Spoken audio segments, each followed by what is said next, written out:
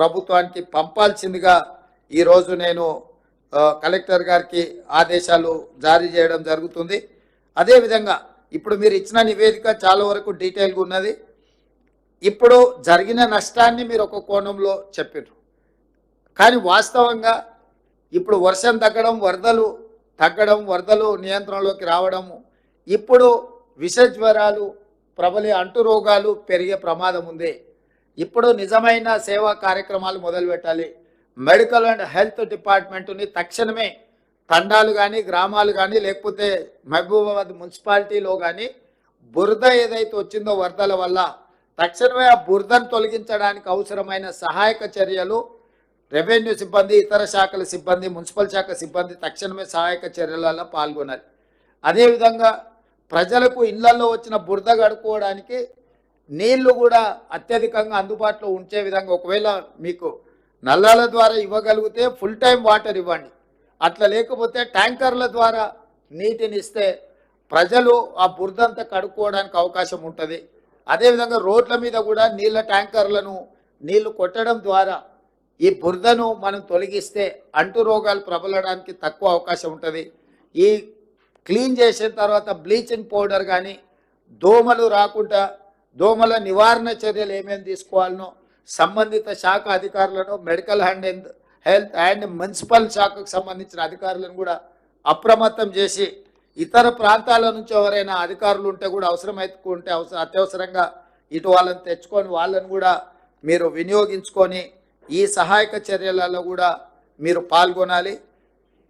నేను స్పష్టంగా జిల్లా ఇన్ఛార్జ్ మంత్రి గారికి సూచన చేస్తున్న, అధికారులకు ఆదేశాలు ఇస్తున్నా, ఎక్కడైతే ఈ నష్టం జరిగిందో, ఎక్కడి ప్రజలకైతే కష్టం వచ్చిందో ఇతర ప్రాంత అధికారులను మీరు తీసుకోండి.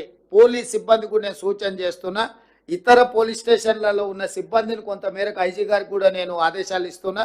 మీరు అవసరమైన మేరకు పోలీసులను అంటే అత్యవసరంగా ఏమైనా అవసరమైతే వాళ్ళని డిప్లాయ్ చేసి ప్రజలకు కంప్లీట్గా అందుబాటులో ఉండి వాళ్లకు సహాయక చర్యలు చేపట్టడానికి అవసరమైన సహకారాన్ని రెవెన్యూ డిపార్ట్మెంట్తో కోఆర్డినేట్ చేసుకుంటూ లోకల్గా మీరు పర్యవేక్షించాల్సిన అవసరం ఉన్నది. దాని మీద కూడా మీరు ప్రత్యేకంగా దృష్టి పెట్టండి. ఈరోజు ప్రభుత్వము అన్ని రకాలుగా ముందస్తుగా వాతావరణ శాఖ నుంచి నివేదికలు తెప్పించుకొని ముందస్తుగా ఈ నివేదికలన్నీ తెప్పించుకొని ఎక్కడైతే అధిక వర్షపాతం కురవబోతుందో ఒక అంచనాకు వచ్చే అధికారులను అందరిని అప్రమత్తం చేసి 24 గంటలు పర్యవేక్షించడం వల్ల ఈరోజు చాలా వరకు నష్టాన్ని తగ్గించగలిగినాం. 100% మనం నివారించాలని అనుకున్న ప్రకృతి ఊహించని విధంగా చేసిన దాడితోని కొంత నష్టం జరిగింది. నష్టం జరిగిన వాళ్ళకి ఇప్పుడు సహాయాన్ని అందించే కార్యక్రమం ప్రభుత్వం చేపడుతుంది. అదేవిధంగా చాలా దగ్గరలో విద్యుత్ లైన్లు కూలిపోయినాయి. వాటిని ఎంబడే విద్యుత్ శాఖ వాళ్ళు కూడా రిస్టోర్ చేయాలి. టెంపరీ రిస్టరేషన్ ఒక భాగము, పర్మనెంట్గా ఇప్పుడే నేను అక్కడ మీరు డిస్ప్లేలో చూసిన ఒక సబ్స్టేషన్లకు మొత్తం నీళ్ళు వచ్చినాయి. 33/11 kVA సబ్స్టేషన్ అనుకుంటా. తక్షణమే విద్యుత్ శాఖ కూడా దానికి సంబంధించిన